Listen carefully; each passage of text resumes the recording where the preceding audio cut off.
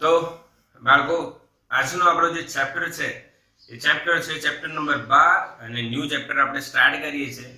Already બેટા આપણે 11th chapter complete કરી દીધું છે, તમે એક્ઝામ બી આપી દીધી છે. હવે તમને ચેપ્ટર નંબર 12 ની વાત કરવાની છે.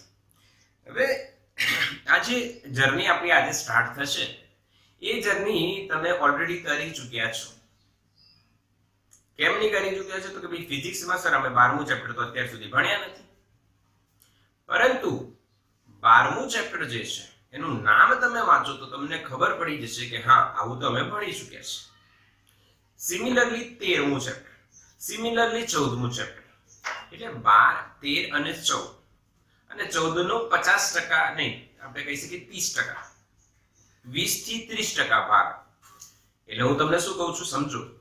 13મું ચેપ્ટર, 14મું ચેપ્ટર અને અહીંયા 12મું. આ 12મું તો 100%, અને 14માં લગભગ 20 થી 30% ની વાત કરી. આટલી વસ્તુઓ તમને આવડે છે બેટા ઓલરેડી તમને આટલું આવડે છે, જેમાં કોઈને કોઈ ડાઉટ નહીં હોય. ખાલી આપણે એક જર્ની સ્ટાર્ટ કરીશું કે 12 અને 13 ચેપ્ટર આપણે સ્ટાર્ટ કરી 100% તમને ખબર છે, અને 14મું ચેપ્ટર જે છે એ તમને 20 થી 30% ખબર છે. એટલે જે ફાઇનલ જર્ની આપણી છે 12th ની, એ 12th માં આપણે 12, 13 અને 14 ત્રણ ચેપ્ટર આપણા છે, અને એમાં 12, 13 અને 14 ને આટલો પાર્ટ જે છે એ પાર્ટ તમે ક્યાં ભણી ચૂક્યા છો? તો કેમિસ્ટ્રીમાં. ક્યાં ભણી ચૂક્યા છો? કેમિસ્ટ્રીમાં. એટલે તમને આવડવાનું જ છે. સો ડોન્ટ વરી કે ભાઈ હવે નહીં આવડે. અને એક સ્પીડ બી તમે લઈ શકો છો. જે લોકોને જેઈ નીટ નો કન્સેપ્ટ ડેવલપ કરવાનો છે એ લોકો આમાં થોડી સ્પીડ બી ગેઇન કરી શકે આ ચેપ્ટરમાં. કેમ? બીકોઝ બધું ભણેલા છો, બધી જ વસ્તુ તમને ખ્યાલ છે. જેમ કે હું અમુક નામ લઉં, તમને જે થોમ્સન ખબર છે, તમને રુથરફોર્ડ ખબર છે, તમને બોર ખબર છે, બોરનો પરમાણુ મોડેલ ખબર છે, હા કે ના? તમને ન્યુક્લિયસ ખબર છે, તમને અર્ધ આયુ ટી હાફ એવી પણ વાતો ખબર છે, સરેરાશ જીવનકાળ એવી વાતો પણ ખબર છે. આ બધી પછી તમને દ્રવ્યોમાં વાહક, અવાહક, સેમિકન્ડક્ટર, અર્ધવાહક આ બધી વાતો કઈ ખબર છે. એના પછી તમને પી પ્રકાર ને એન પ્રકારના અર્ધવાહકો પણ ખબર છે, સિલિકોન, જર્મેનિયમ, યસ ઓર નો? એટલે બધી વાતો આમાં ખબર છે બેટા, એવું માની લો તમે. હા, તો આપણે શું કરીશું? આપણે એની ડિટેલ સ્ટડી કરીશું, સાથે સાથે દાખલાઓ પણ લઈશું, સાથે સાથે જી અને નીટના સેશન્સ પણ લઈશું. ઓકે, તો લેટ્સ સ્ટાર્ટ ચેપ્ટર નંબર 12, જેનું નામ છે ચેપ્ટર નંબર 12 તમે લખો, અને એનું નામ છે બેટા પરમાણુઓ. ઇંગ્લિશમાં કહેવાય એટમ્સ. ઇંગ્લિશમાં શું કહેવાય બેટા? એટમ્સ, પરમાણુ. 14મું ચેપ્ટર જે છે એ 12, 13 અને 14. 14મા ચેપ્ટરમાં થોડોક પાર્ટ તમારે ડિજિટલ લોજિકમાં જશે, બાકી બધું પરમાણુ, ન્યુક્લિયસ, આ પીએન ટાઈપ બધા એનાથી રિલેટેડ છે. તો સ્ટાર્ટ કરીએ બેટા પરમાણુ. પરમાણુ જે છે એ શું છે તમને બધાને ખ્યાલ છે, કેમ કે તમે ડાલ્ટન નામ સાંભળ્યું છે. ડાલ્ટને એવું કીધું હતું કે ભાઈ જે કોઈ પણ દ્રવ્ય લો એ એક સમાન ગુણધર્મ ધરાવતા કણોનું બનેલું હોય છે, જેમણે એને પરમાણુ કીધું, પરમાણુના બનેલો છે. પરમાણુ એ દ્રવ્યનો અવિભાજ્ય એકમ છે, અંક છે, એને વિભાજિત કરી શકાતું નથી. પણ આપણને ખબર છે પરમાણુ વિભાજિત થાય છે, પરંતુ એ સમયની શોધ પ્રમાણે એવું કહેવામાં આવે. તો આપણે આપણી જર્ની સ્ટાર્ટ કરીએ પરમાણુમાં, તો સૌથી પહેલા એની રિસર્ચ આવે કે કઈ રીતના એ સર્ચ થયું, કેમનું એ સર્ચ કરવામાં આવ્યું. તો સૌથી પહેલી વાત એવી થાય કે આપણે ધોરણ 11 માં એક વાત ભણ્યા. કઈ વાત? કે કોઈ પણ તત્વ લો કે પદાર્થ લો, આ એક પદાર્થ આપણે લઈએ, એ પદાર્થની અંદર જે પરમાણુ હોય, અથવા અત્યારે આપણે પરમાણુમાં એન્ટ્રી નથી મારતા, તો એના જે કણો હોય છે એ તાપમાનના કારણે 3/2 kVt જેટલી ઊર્જા ધરાવે, આટલી ઊર્જા ધરાવે અને ખૂબ જ નાનું કણ હોય તો એ શું કરે બોલો? બહુ જ નાનું કણ છે અને એને તાપમાન આપવામાં આવે અને એ ઊર્જા ધરાવે તો શું કરે બોલો? બોલો શું કરે? શું થઈ રહ્યા છે? સરનો હાથ ઉપર નીચે થઈ રહ્યો છે, આગળ પાછળ થઈ રહ્યો છે, હા કે ના? આજુબાજુ, આગળ પાછળ, ઉપર નીચે, એને શું કહેવાય? એને દોલનો કહેવાય. શું કહેવાય એને? દોલનો કહેવાય બેટા. અરે દોલનો કરે છે એટલે શું ઉત્પન્ન કરે છે? તરંગ. શું ઉત્પન્ન કરે છે? તરંગ. Simple logic. કણો દોલનો કરે છે તાપમાનના કારણે તો એને અનુરૂપ એ તરંગો ઉત્પન્ન કરે છે. ક્લિયર છે કે નહીં? અને એ તરંગો પાસે તરંગ લંબાઈ હોય. હવે એ તરંગ લંબાઈ ઘણા માટે સતત મળે, ઘણા માટે અસતત મળે. ઘણા માટે સતત મળે. ઘણા પદાર્થોમાં અસ્થિ સતત મળતી હોય, ઘણા તત્વો હોય એમાં સતત આવે, ઘણામાં અસતત આવે. તો એ કન્સેપ્ટ ડેવલપ થયો કે યાર કંઈક તો અંદર પ્રક્રિયા એવી થવી જોઈએ કે જેનાથી આ તરંગો આપણને મળી રહ્યા છે. અને એવા તો કયા કણો છે કે જેમની જોડે આવું ગુણધર્મ છે. તો આ કન્સેપ્ટને સૌથી પહેલા જે થોમ્સન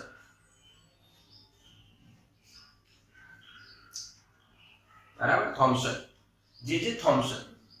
થોડુંક જોડણી જોઈ લેજો, સમજી જજો. થોમ્સન એમને બેટા સૌથી પહેલા એમને એવું કીધું કે ભાઈ જે આવા તરંગો ઉત્સર્જિત થઈ રહ્યા છે એનો મતલબ અંદર ધન અને ઋણ વીજભારો હોવા જોઈએ. અંદર શું હોવા જોઈએ? ધન અને ઋણ વીજભારો હોવા જોઈએ. તો જ શું ઉત્પન્ન થાય? તરંગ. દોલનો કરતો વિદ્યુત ભાર વિદ્યુત ચુંબકીય તરંગોનું શું કરે છે? ઉત્સર્જન કરે છે.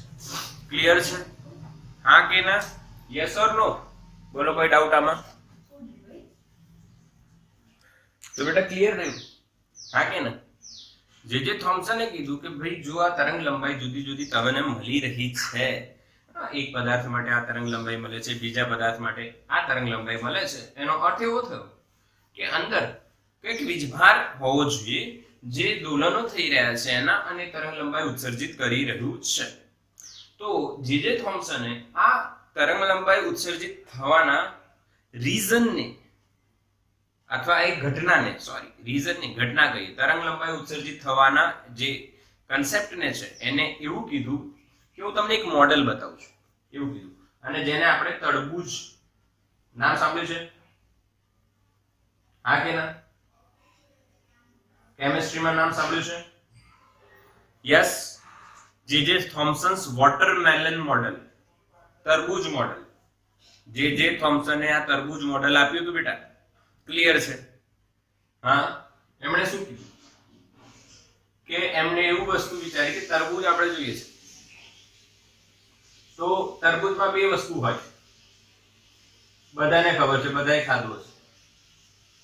એક તો હોય છે પલ્પ, જે રેડ કલરનું હોય છે, અને બીજા હોય છે સીડ્સ, જે લગભગ બ્લેક અથવા ભૂખરા કથ્થઈ એવા કલરના હોય છે. ઓકે, ક્લિયર છે?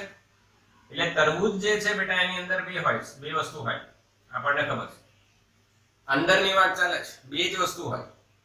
રેડ કલરનું પલ્પ હોય અથવા સીડ હોય, દાણા હોય, બીજ હોય. ઓકે, તો કઈ વસ્તુ આપણને ગમે? તો કે આપણને પલ્પ ગમે, બીજ આપણને ન ગમે. હા, યસ ઓર નો? પલ્પ ગમે આપણને, બીજ આપણને ન ગમે. એમણે કીધું જે તમને ગમે છે એ ધન છે, જે તમને નથી ગમતા એ ઋણ છે. જે તમને એવું નથી કીધું, આ તો હું પોતાના શબ્દો એડ કરું છું, પરંતુ તરબૂચની અંદર જે આપણને ગમે છે એ પોઝિટિવ છે, એના માટે આપણે પોઝિટિવ છીએ, અને જે નથી ગમતું એના માટે આપણે શું છે? નેગેટિવ. અમુક બાળકો એવું વિચારતા હશે, સર બિયા બી તો આપણે ખાઈએ છે, મળે છે ને, બિયા પણ અલગથી મળે આપણને, એ પછીની પ્રોસેસ છે. બટ એટ ધ ટાઈમ જ્યારે આપણે તરબૂચ ખાઈએ છીએ ત્યારે આપણને પલ્પ ગમે છે અને સીડ ગમતા નથી. તો જે ગમતી વસ્તુ છે એને ધન કહો, પોઝિટિવ ફોરસ. જે નથી ગમતી એને ઋણ કહો, નેગેટિવ ફોરસ. ઓકે, એવું કોણે કીધું? જે થોમ્સને. એમણે એવું કીધું કે પરમાણુ અથવા જે ભાગ છે પદાર્થનો, આ જે ભાગ છે એમાં સતત ધન વીજભાર હોવો જોઈએ, વિતરિત થયેલો. અને બિયાની જેમ, સીડ્સની જેમ ઋણ વીજભાર એમાં અંદર આવેલા હોય છે. ક્લિયર છે? હા કે ના બોલો? યસ ઓર નો મેસેજ કરો fast. Yes or no? Clear કે નહીં? સમજ્યા કે નહીં? Yes yes yes yes, message કરો બેટા. એટલે તમે મેસેજ કરશો તો મજા આવશે કે તમે જાગો છો, એ કન્ફર્મેશન આવશે. તમે જાગો છો એ કન્ફર્મેશન આવશે, હા અમે જાગીએ છીએ. યસ. ઓકે, તો તરબૂચ મોડલ ગયા. અચ્છા, તમે એક મેસેજ બીજું કરો મને કે આ મોડલ સાચું કે ખોટું. બોલો, મેસેજ કરો. યસ સાચું તો યસ, ખોટું યસ. મેસેજ જ આવી ગયા ખોટું. આ મોડલ ખોટું છે. આપણે ખોટું પાડ્યું કે ચોપડીએ ખોટું પાડ્યું કે કઈ કુદરતના નિયમોએ ખોટું પાડ્યું છે? તો આ જે મોડલ છે એ ખોટું પાડવાના રીઝન શું? કે ભાઈ આ રીઝન શું છે? ખોટું છે એ વસ્તુ સાચી છે, પણ રીઝન કયા કયા રીઝન્સ છે? આપણે ચર્ચા કરીએ પહેલા રીઝનની, જેને આપણે કહીએ સીધો હિસાબ, સ્થિત વિદ્યુત શાસ્ત્ર. સ્થિત વિદ્યુત શાસ્ત્ર અનુસાર તમે એમ કહો કે આ નેગેટિવ સતત પોઝિટિવ છે, બરાબર? જે રેડ કલરનું હોય તરબૂચમાં પલ્પ એ હોય અને એની અંદર ઋણ બેઠા હોય બિયાની જેમ. તો બતાવો આ શક્ય છે? બેઠા હોય. હા, આપણને ખબર છે કે ધન અને ઋણ વચ્ચે આકર્ષણ બળ લાગશે, એટલે આવી સ્થિર ગોઠવણ શક્ય નથી. શક્ય જ નથી ભાઈ, કોઈ પોસિબિલિટીઝ નથી. 101% કે ભાઈ ધન અને ઋણ વીજભારો એકબીજાની નજીક હોય અને સ્થિર બેઠા હોય. ઇમ્પોસિબલ. કેમ કે કોણ કહે છે આવું? તો કે કુલમ. એટલે કુલમે આ વસ્તુ શોધી હતી કે ભાઈ બે ધન હોય બે ઋણ હોય તો અપાકર્ષણ થાય, એક ધન અને એક ઋણ હોય તો શું થાય? આકર્ષણ થાય. ઓપોઝિટ ચાર્જ હોય તો એટ્રેક્શન થાય, સેમ ચાર્જ હોય તો રિપલ્ઝન થાય. પણ અહીંયા તો એવું કહેવામાં આવે છે થોમ્સન દ્વારા કે ઓપોઝિટ ચાર્જ છે બધા અને સ્થિર ગોઠવાયેલા છે. એનો મતલબ આ ઇમ્પોસિબલ ઘટના છે, એટલે આ મોડેલ ખોટું છે, એટલે પોસિબલ નથી. બીજી વસ્તુ એમ કહેવાય, બીજી વસ્તુ કે ભાઈ આ વસ્તુ ખબર પડી ભાઈ કુલમ બળ લાગશે. એને બીજું આમાં ખોટું પાડવાનું રીઝન ન્યૂટને શું કીધું છે કે જો ધન અને ઋણ વચ્ચે બળ લાગી રહ્યું છે, બળ લાગે તો કેવી ગતિ થવી જોઈએ? પ્રવેગી ગતિ થવી જોઈએ. હવે બળ લાગે ને પ્રવેગી ગતિ થાય, અને પ્રવેગી ગતિ થાય ને ધન અને ઋણ નજીક આવી જાય તો આ સાઈઝ ઓછી થઈ જાય. જેમ કે તમે એક પિક્ચર જોવો છો માર્વેલની એન્ટમેન, તમે પિક્ચર જોઈએ છે. એન્ટમેનમાં એ માણસ નાનો થઈ જાય છે એવું બતાવવામાં આવે છે. તેનો મતલબ શું છે?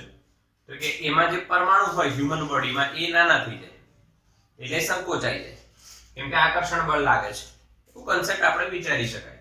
તો ન્યૂટન ના કારણે પણ આ વસ્તુ ખોટી પડે, ન્યૂટનના નિયમોના કારણે, કે ભાઈ પ્રવેગી ગતિ થશે કેમ કે અહીંયા કુલમ બળ લાગશે, અને પ્રવેગી ગતિ થાય તો આ ગોઠવણ અગેન સ્થિર ન હોય, અગેન સ્થિર ન હોય. ત્રીજી વસ્તુ મેક્સવેલ નામના એક સાયન્ટિસ્ટ છે, તમને ખબર જ છે. હવે અહીંયા ધન અને ઋણ પ્રવેગી ગતિ કરશે, તો પ્રવેગી ગતિ કરતો અથવા ગતિ કરતો વિદ્યુતભાર વિદ્યુત ચુંબકીય તરંગો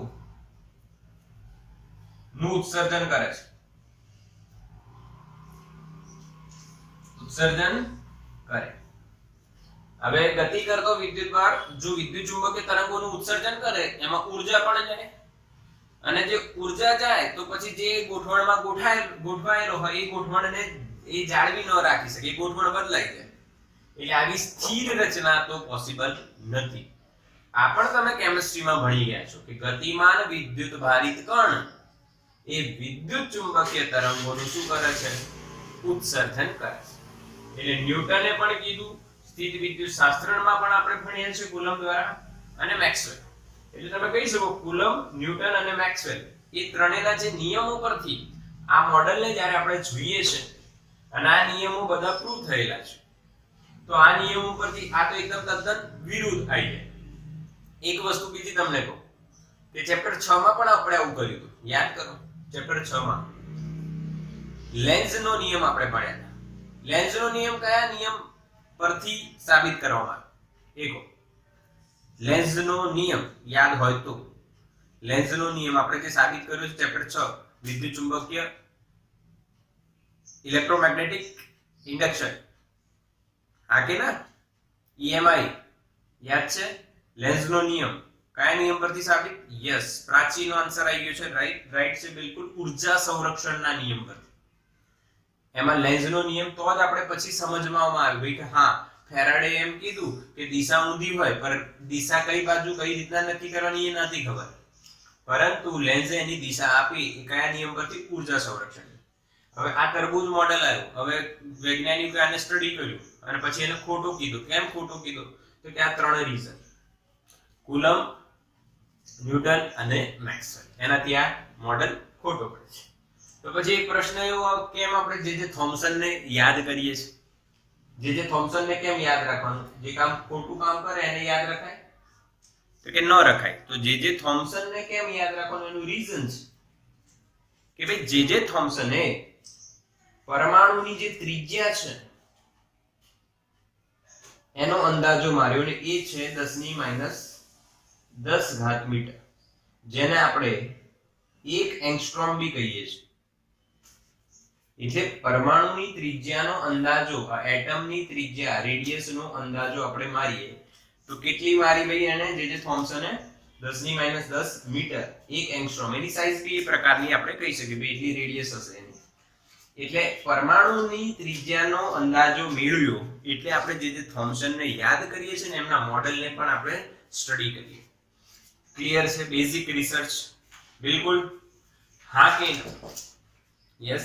અચ્છા, એક પ્રશ્ન એવો આવે કઈ રીતના એમને અંદાજો માર્યો છે? તો એમણે પદાર્થમાંથી કે તરંગો જે ઉત્પન્ન થઈ રહી છે એમની તરંગ લંબાઈના આધારે એમની સાઈઝનો, એમની ત્રિજ્યાનો અંદાજો માર્યો. ક્લિયર છે? આનો સ્ક્રીનશોટ લઈ લો બેટા, હા કે ના? યસ ઓર નો? એટલે જે પદાર્થ જે છે, જે દ્રવ્યનું બનેલું છે, દ્રવ્યના કણો તરંગ લંબાઈનું ઉત્સર્જન કરે ને એ તરંગ લંબાઈથી એમણે ત્રિજ્યાનો અંદાજો મેળવ્યો. હવે આના પરથી બીજી એક વાત પણ સમજાય કે જે તરંગ લંબાઈ મળે છે એનાથી વર્ણપટ પણ બનાવવામાં આવે. તમે વર્ણપટ બી નામ સાંભળ્યું હશે. તરંગ લંબાઈનું વર્ણપટ આવે, એ વર્ણપટ પણ બનાવવામાં આવે. તો એ અલગ અલગ દ્રવ્યો માટે અલગ અલગ વર્ણપટો પણ મળ્યા. એટલે પછી આગળ જઈને આપણે વર્ણપટનો પણ અભ્યાસ કરવાનો છે. અત્યારે આપણે ખાલી તરબૂચ મોડેલ જોયું. ક્લિયર છે ને? સ્ક્રીનશોટ લઈ લીધો છે? હવે આપણે આગળ સ્ટાર્ટ કરીએ. હું આને હટાવી દઉં છું કે ભાઈ તરબૂચ મોડેલ ફેલ ગયું તો એના પછી શું? તો રિસર્ચ આગળ ચાલે. રિસર્ચ આગળ ચાલે. કોઈ વસ્તુમાં સક્સેસફુલ ન થયા હોય તો એનો મતલબ એ વસ્તુ નથી એવું તો ન કહેવાય. જેમ કે અત્યારે એવું થયું કે ભાઈ પરમાણુ જે છે એ પરમાણુ હશે એવું ખબર પડી ગઈ, પણ કેવું છે એવી ખબર પડી નહીં. તો જે થોમ્સનની સ્ટડી પછી શું સ્ટડી બંધ થઈ ગઈ? શું રિસર્ચ બંધ થઈ ગઈ? તો કે ના, રિસર્ચ તો ચાલી. રિસર્ચ તો આગળ ચાલતા રહે. રિસર્ચ ચાલવાની તો રહે જ, એને કોઈ રોકી ન શકે. રીઝન કે જે તમે માનો એવું થાય, જે તમે માનો એવું થાય. એટલે જ્યારે થોમ્સને આવું કીધું ત્યારે બધા વૈજ્ઞાનિકોએ મળીને ને ઘણા બધા લોકો એવું કીધું કે આ મોડેલ ખોટું છે, અને સાબિત બી થઈ ગયું કે મોડેલ ખોટું છે. એટલે બધાએ માની લીધું કે આ મોડેલ ખોટું છે. તો જો બધા એવું માની લે કે મોડેલ ખોટું છે, હવે આગળ કઈ નહીં, તો રિસર્ચ ન થાય.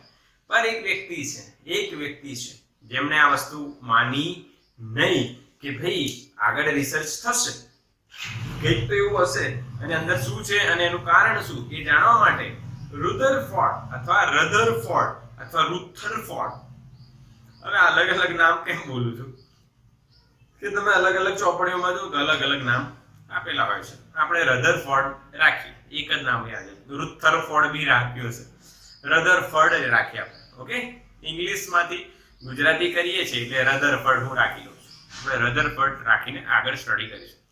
અથવા તમે રુથરફોર્ડ એવું કર સાંભળ્યું છે.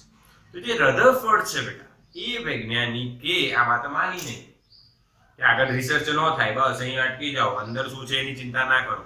એમણે રિસર્ચ કરી, અંદર જોયું અને અંદર જોઈને એટલે પરમાણુની અંદર જોયું એટલે ઇન ધ સેન્સ અંદર જવાશે, કંઈક કરીશું એવું એમણે નિષ્કર્ષ કાઢ્યું પોતાની લોજિકલ રિસર્ચ થી અને અમુક અનુમાન પણ હોય.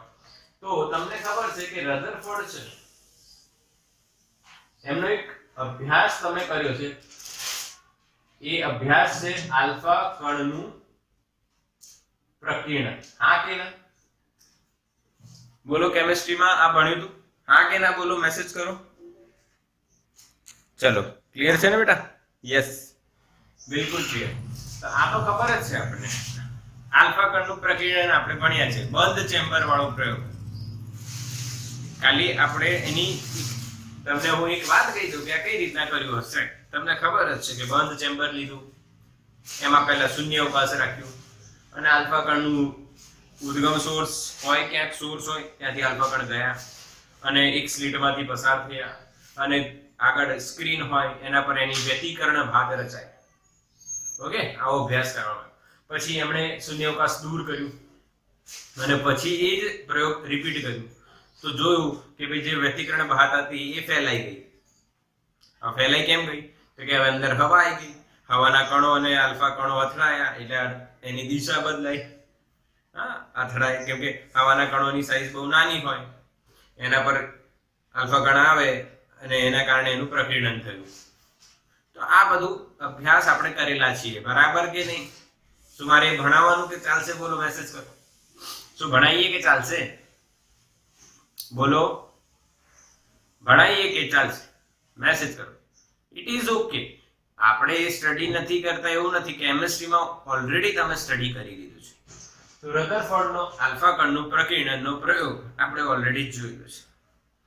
પછી એમણે પોતાના બે સ્ટુડન્ટ્સને આગળ અભ્યાસ કરવા માટે કીધું.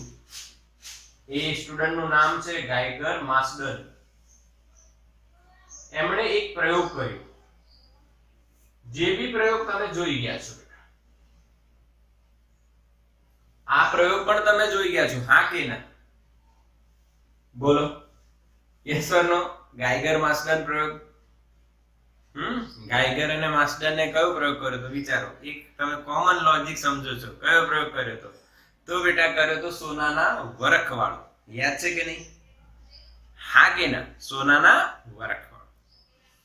તો એ સોનાના વરખનો પ્રયોગ જ આપણે ફરી અભ્યાસ કરવાનો છે. તો એમણે શું કર્યું કે ભાઈ એમણે સૌથી પહેલા આ પ્રયોગની ગોઠવણ આપણે સમજીએ. પહેલી વાત, ગોઠવણી કઈ હતી? સોનાના વરખ વાળો પ્રયોગ છે. તો સૌથી પહેલા એમણે આલ્ફા કણના ઉદ્ગમ તરીકે, આ કોણ છે બેટા? ઉદ્ગમ. આલ્ફા કણનું ઉદ્ગમ સોર્સ તો જોઈએ ને, ઉદ્ગમ સ્થાન. સોર્સ બોલું છું, સોર્સ અને ઉદ્ગમ એક જ વાત છે. તો આલ્ફા કણ ઉદ્ગમ કયા ઉદ્ગમમાંથી બહાર થાય, ઉત્સર્જાય છે? તો એમણે એક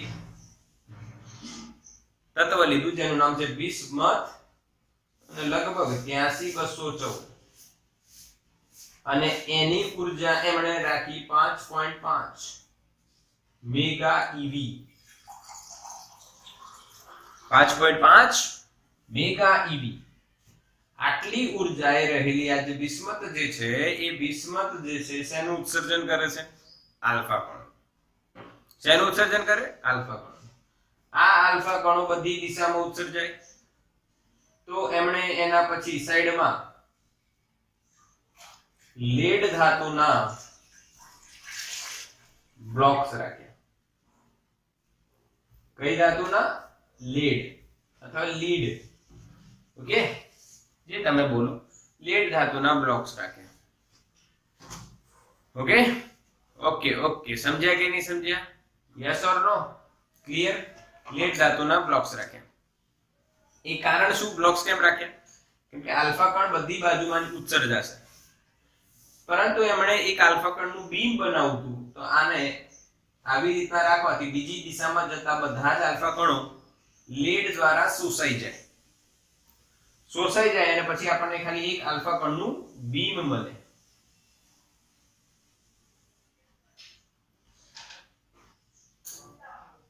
એ બીમ સીધું નીકળે અને જાય અહીંયા એમણે સામેની સાઈડ સોનાનું વરખ રાખ્યું. હવે વરખ એટલે તમને ખબર છે ખૂબ જ પાતળું એક વસ્તુ હોય એને વરખ આપણે કહીએ છીએ. પાતળી તો કેટલી પાતળી? તો 2.1 × 10⁻7 મીટર. હા, જેમ કે તમે મીઠાઈ લાવો, કાજુ કતરી ખાધી હોય, તો એ કાજુ કતરી ખાધી હોય તેના પર વરખ જોયો હશે તમે. હા, આ વરખ એટલે બહુ જ પાતળી વસ્તુ. સોનાનો વરખ હોય, ચાંદીનો વરખ હોય, એટલે આ વરખ હોય. એલ્યુમિનિયમ નો વરખ હોય. એલ્યુમિનિયમ ફોઇલ આવે, તમને ખબર છે, ગરમ રાખવા માટે રોટલી ને બધું. તો એવી રીતના વરખ છે બહુ જ પાતળું રાખવાનું. કેમ રાખવામાં આવ્યું એનું પણ કારણ આપીશ. કેમ આ વરખ આટલું પાતળું રાખવામાં આવ્યું એનું પણ બેટા કારણ તમને મળશે. હવે આ સીધું જવું જોઈએ, બરાબર? પછી અહીંયા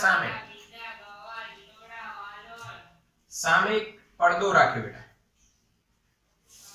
સ્ક્રીન કહેવાય, સ્ક્રીન રાખી. એ સ્ક્રીન પર આ આલ્ફા કણો જાય, આમ છે અને અથડાય. ક્લિયર કે નહીં? યસ ઓર નો? હા કે ના? બિલકુલ. ચલો, ક્લિયરલી દેખાય છે ને? Yes yes yes. હવે મીટિંગ ઓવર થઈ આપણી, આપણે ફરી રીજોઈન થઈ ગયા અને ફરી સ્ટાર્ટ કરીએ. જો સોનાનો વરખ છે બહુ જ પાતળો છે, અહીંયા ગયા અને અહીંયા પડદા પર આ આલ્ફા કણો અથડાઈશું. હવે અથડાઈ આલ્ફા કણોની સાઈઝ બહુ નાની હોય એટલે આપણને ખબર ન પડે, તો એને ખબર પાડવા માટે, એને જોવા માટે બેટા આપણે એક મૂવેબલ માઇક્રોસ્કોપ ડિટેક્ટર રાખ્યું, જે ડિટેક્ટ કરે એટલે જોવે.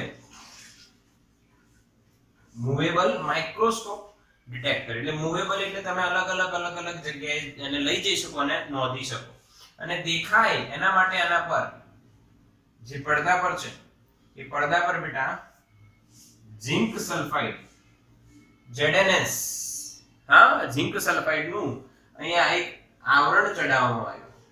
ઝિંક સલ્ફાઇડ જોડે એવો ગુણધર્મ હોય છે કે જ્યારે એના પર આલ્ફા કણ અથડાય છે ત્યારે સૂક્ષ્મ સમય માટે ત્યાં પ્રકાશ આવે છે, જેને સિન્ટિલેશન કહેવાય. સિન્ટિલેશન એટલે પ્રકાશ આમ દેખાય તમને કે કઈ આવ્યું, જેમ કે એલું આગિયો હોય ને, આગિયો એની પાછળ લાઈટ થતી હોય, એમ અહીંયા આવ્યું, એમ લાઈટ થઈ. એટલે અહીંયા આવે છે, માની લો થીટા ખૂણે આવે છે અહીંથી, અને થીટા ખૂણે જે આવતો છે એ ડિટેક્ટર માઇક્રોસ્કોપ એને ડિટેક્ટ કરે છે. બોલો ક્લિયર? હા કે ના? ગોઠવણ ક્લિયર થઈ બધાને? હા, યસ ઓર નો? હવે કાર્ય કઈ રીતના થાય, અહીંયા શું અભ્યાસ થાય અને શું અવલોકનો થાય એ સમજ. ગોઠવણ બિલકુલ સિમ્પલ છે. આલ્ફા કણનો સ્ત્રોત લીધો છે, અહીંયા ઉદ્ગમ છે, એ બિસ્મથ લીધું છે, 5.5 મેગા ઈવી એ આલ્ફા કણોનું ઉત્સર્જન કરે. આલ્ફા કણ બધી દિશામાં ન જાય એનું એક બીમ તૈયાર થાય, કિરણાવલી તૈયાર થાય, એના માટે લીડ રાખી જે આલ્ફા કણોનું શોષણ કરી લે, એટલે જે ગાળો બનાવવામાં ત્યાંથી જ આલ્ફા કણ પસાર થાય. સામે એક વરખ રાખવામાં આવ્યું બેટા, અહીંયા વરખ છે, સોનાનો વરખ છે, જે ખૂબ જ પાતળો છે, 2.1 × 10⁻7 મીટરના ક્રમનો, અને એના પછી સ્ક્રીન રાખવામાં આવી, એના પર ઝિંક સલ્ફાઇડ રાખવાનું, પડદો પર ઝિંક સલ્ફાઇડ જેનાથી ચળકાટ મારે અને માઇક્રોસ્કોપ ડિટેક્ટર એને ડિટેક્ટ કરે છે. હવે અમુક પ્રશ્નો હોય, એ પ્રશ્નોનો ઉકેલ તમને આપું છું. એટલે કાર્ય આમાં કઈ રીતના થયું, એમાં વર્ક કઈ રીતના થાય છે. એટલે જ્યારે પ્રેક્ટિકલ રન થયું ત્યારે શું થયું, તો કે જેવો અહીંયાથી ઉદ્ગમ માંથી આલ્ફા કણો આયા, એ આલ્ફા કણો વરખ પર આપાત થયા અને વરખની અંદર રહેલા જે પણ હોય કણો સાથે અથડામણ થાય અને પોતાની દિશા બદલે છે. ઓકે, દિશા બદલીને ઝિંક સલ્ફાઇડ ધરાવતા પડદા પર આપાત થાય છે, જેનાથી ચળકાટ મારે અને ડિટેક્ટર એને ડિટેક્ટ કરે છે. માઇક્રોસ્કોપ ડિટેક્ટર એને ડિટેક્ટ કરે છે. Clear working? હા કે ના? Yes or no? Working clear? આ રીતના વર્ક થાય, સિમ્પલ વર્ક છે. હા, એ વર્ક જ્યારે થયું ત્યારે અમુક અવલોકનો નોંધવામાં આવે, અવલોકન કરવામાં. અવલોકન શું કરવામાં આવે આ પ્રયોગમાં? તો પહેલો અને બીજો બે અવલોકનો આપણને એનસીઈઆરટી માં આપે છે કે ભાઈ 1 ડિગ્રી કરતા વધારે માત્ર 0.14% જ આલ્ફા કણો જાય છે. ઓ, સમજ્યા કે નહીં સમજ્યા? 1 ડિગ્રી એટલે જે તમારો કોણ માપક હોય બેટા, એને તમે જો અહીંયા 0 લખેલું હોય તો એની બાજુમાં માની લો 1 લખેલું છે એવું માની લો. આ જે કાપો છે આના કરતા 1 ડિગ્રી કરતા વધારે ખૂબ જ ઓછા આલ્ફા કણો એટલે માત્ર 0.14 આલ્ફા કણો પ્રકીર્ણન પામે છે. પ્રકીર્ણન પામે છે 0.14% આલ્ફા કણો. બહુ જ ઓછી સંખ્યામાં, એટલે મોટા ભાગના ક્યાં જતા રહે બેટા? 1%.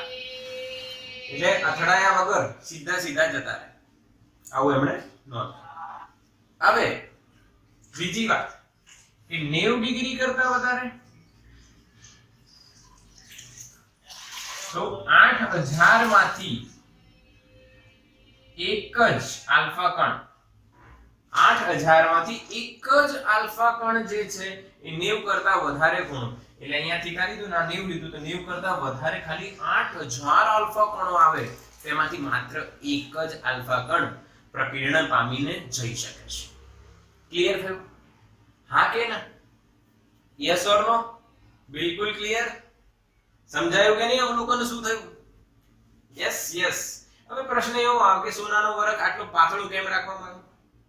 તો બેટા આપણે જે અભ્યાસ કરવાનો છે એમાં જો સોનાનો વરખ જાડો હોય તો ઘણા બધા પરમાણુઓ એક લાઈનમાં ન હોય ને આવે. તો હવે શું થાય? એક આલ્ફા કણ એન્ટર થયો, અહીંયા અથડાયો, અહીંયા ગયો, અહીંયા ગયો અને બહાર નીકળ્યો. 1 2 અને 3, 1 2 અને 3 ત્રણ વખત એનું પ્રકીર્ણન થયું. અથડામણ કેટલી વખત થઈ? 3. તો એક થી વધારે વાર પ્રકીર્ણન થયું. જો તમે આને પાતળું કર દો તો બધા પરમાણુ એક જ લાઈનમાં, એટલે આવ્યું અને એકવાર અથડાઈને જતું રહ્યું. સમજ્યા કે નહીં સમજ્યા? તો સોનાનો વરખ આટલો પાતળો રાખવાનું કારણ શું?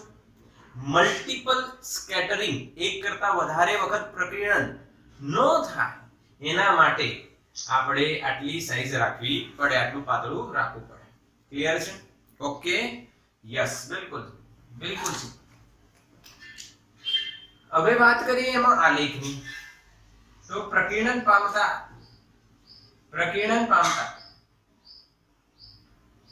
આલ્ફા કણો અહીંયા રાખ્યા અને અહીંયા ખૂણો રાખ્યો. તો આ રીતના આલેખ જાય છે. એમાં અમુક જગ્યાએ ટપકા કરેલા છે અને અમુક જગ્યાએ સળંગ રેખા છે. જે ટપકા છે બેટા એ પ્રાયોગિક મૂલ્ય છે બેટા. કયા મૂલ્ય છે બેટા? પ્રાયોગિક મૂલ્ય, જે ટપકા કરેલા છે. અને જે સળંગ રેખા છે એ સૈદ્ધાંતિક મૂલ્ય, એટલે થિયોરેટિકલ વેલ્યુ કહી શકાય કે આવું હશે. Okay, yes or no? Yes or no? આ રીતના લેખ મળે છે. જેમ ખૂણો વધતો જાય છે બેટા એમ પ્રકીર્ણન પામતા આલ્ફા કણોની સંખ્યા ઘટતી જાય છે. અને તમે n કહી શકો છો, સંખ્યા n, અને એ તમે થીટા ખૂણો કહી શકો છો. ક્લિયર? યસ ઓર નો? હા કે ના? હા, આના પણ અવલોકનો તમે કહી શકો છો. આના પણ અવલોકનો કહી શકાય છે બેટા.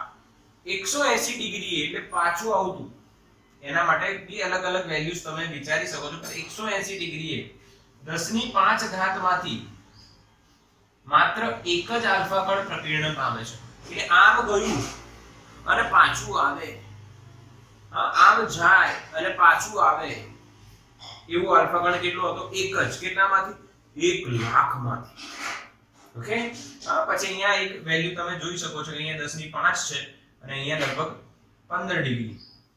લગભગ વચ્ચેના મૂલ્યો નથી આપ્યા, પણ આપણે અંદાજો મારીએ તો 15 ડિગ્રીએ 10⁵ અને આ કંઈક વેલ્યુ અહીંયા હોઈ શકે 10⁴ કે 10⁵ છે તે તમે જોઈ શકો છો, પરંતુ આ અવલોકન સમજવા કરતા સૌથી બેસ્ટ અવલોકન આ છે કે 180 જ્યારે ડિગ્રી છે બેટા, 180 ડિગ્રીએ જે પ્રકીર્ણન થાય છે એ 180 ડિગ્રીમાં લગભગ 10⁵ માંથી બેટા 10⁵ માંથી અથવા 10⁵ ની આસપાસ તમે ગણી શકો છો 180 ડિગ્રીની આસપાસ પ્રકીર્ણન પામતો કેટલો આલ્ફા કોણ હોય?